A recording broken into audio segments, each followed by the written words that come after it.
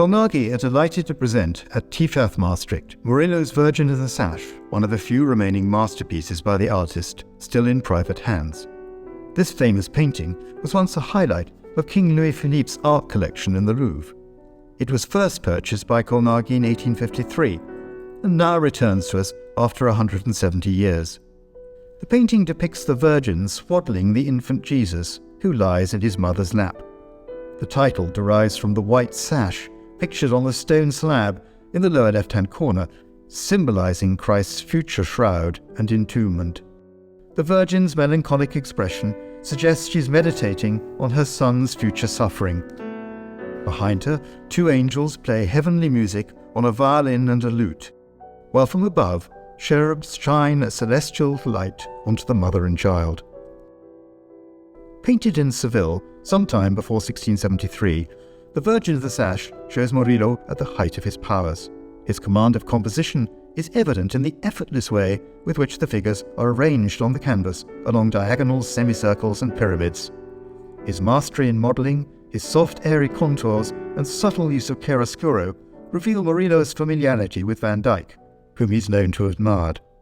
The tenderness and dignified elegance of the scene makes this one of his most captivating mature works. The painting is first mentioned in 1673, when it belonged to Juan Federici, Archdeacon of Carmona, for whom Murillo had painted two canvases of San Leandro and San Isidoro for the Cathedral of Seville. It was later purchased by the Conde de Aguila, who owned, among his many treasures, the Adoration of the Shepherds once thought to be by Velázquez, which is in the National Gallery in London, and also Murillo's series of 4 small canvases of the Prodigal Son, which are now in the Prado. In 1837, King Louis Philippe's agent Isidore Justin Severin Taylor visited Seville and purchased the painting for the newly planned Spanish gallery in the Louvre. Judging by the very high sum paid, the painting was clearly considered one of the stars of the royal collection, which included hundreds of works by El Greco, Velázquez, Zurbarán, Goya, and many others. These Spanish pictures had an enormous influence on 19th century French art, collecting and aesthetic taste. Such was Murillo's fame by the mid-century that when the Salle Carré was redecorated in 1851, his name was enshrined on one of the corners of the ceiling. After the 1848 Revolution, the Virgin of the Sash followed Louis Philippe into exile to England, and upon the King's death, the entire royal collection was sold at Christie's, London, in May 1853.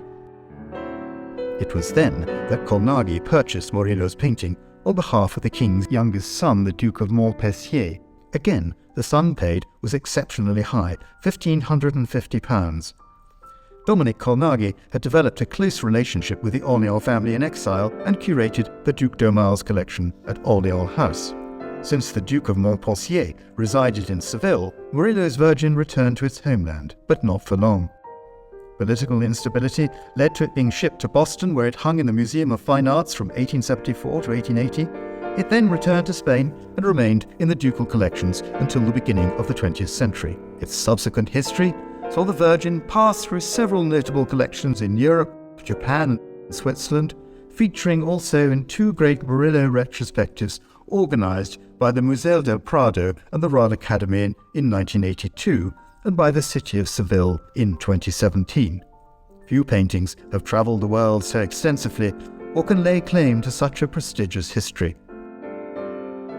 Colnaghi is honored once again to be part of this extraordinary painting story.